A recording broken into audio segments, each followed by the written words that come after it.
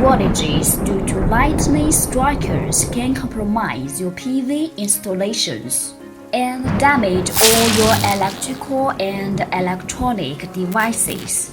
In order to avoid very costly damages resulting from a direct or indirect lightning strike, it is highly recommended to install surge protectors at key points in the PV system.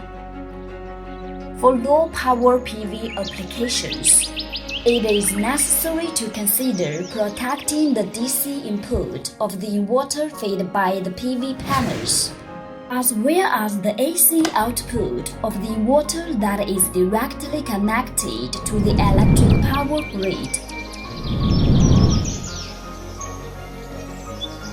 Depending on the lightning rating of the installation area, AC surge protector and the main electric panel is necessary to protect the system against transients originating from the AC utility grid.